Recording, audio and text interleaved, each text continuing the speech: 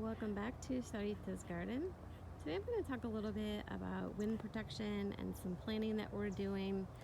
When I first laid out this bed, I put in the 3 bananas, the 2 that you can see here, and then there's one tucked back there in the middle, and then also the starfruit, which is right down in the middle there, this little guy right there.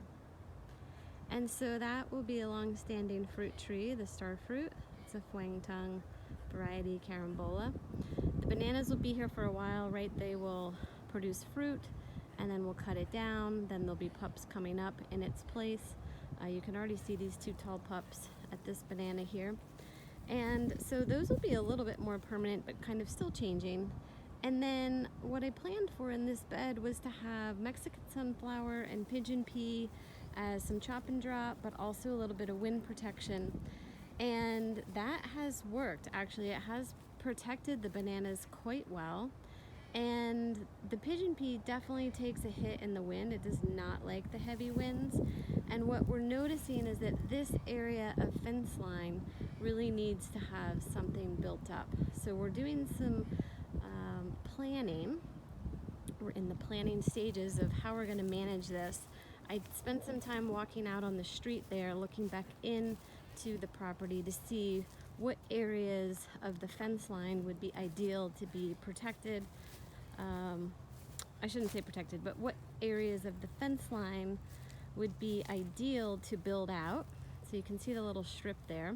And so looking back in, we want to protect this bed from the heavy winds that come from the northeast. So that's what I'm thinking about, is how to protect this bed in here, since we have fruit trees. And here's the top banana that you can now see. And so I'll give you a look here. I picked this area of fence line from just to the right of this pine tree all the way over to the fence line with our neighbor, and they have quite a bit of, you can see their shrubs, and they have some big trees, so we get some really good wind protection on that side, so we don't need to really do anything over there. So this is the strip that we've planned out. So we've used the weed eater to get rid of all of the grass and the weeds in this strip, and then I'll give you this vantage point from over here. All right, so this looking in will be where we protect this bed there. Okay, so we'll have, imagining where I'm standing, things like Mexican sunflower. I ordered some vetiver. We have lemongrass. So that will be all in up to about here. So that should protect pretty nicely facing back towards the house. We do have bamboo here. That will obviously provide some wind protection, but we don't have that quite yet. So we're looking to do something a little quicker. So what we're planning to do is actually widen this strip. So we'll basically double the area that we'll weed eat, and then we'll dig from the right side, sand, pile it up to the left to make a little elevated area. Then we'll fill in the area that's a trench with mulch, sticks, pine cones, anything we can get to kind of keep that hold moisture in there below the bed. And so we'll start with that strip. Off the top of my head, here's some of my plan. Mexican sunflower. We do have seeds for roselle, which is beautiful. I'm looking for low, middle, and tall height things that we can just propagate from what we already have in the yard.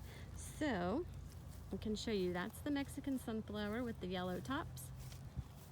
So that's probably going to be more closer to the street. And then we'll put some lower level things like lemongrass that you've seen me show you. Roselle I haven't shown you yet. We'll probably put some pigeon pea in there, but probably on the interior side, right? Since it doesn't do as well with the wind, if I have it on the interior side of the hedge, that should do nicely. And the other thing I want to put in there is Jackbean. I have a lot of seed pods from different areas right now in the yard, but they haven't turned brown yet for picking and to use for planting. So I'm waiting on that, but we'll still get the bed started and I'll keep you posted on how that goes. Thanks for watching Sarita's Garden. See you next time.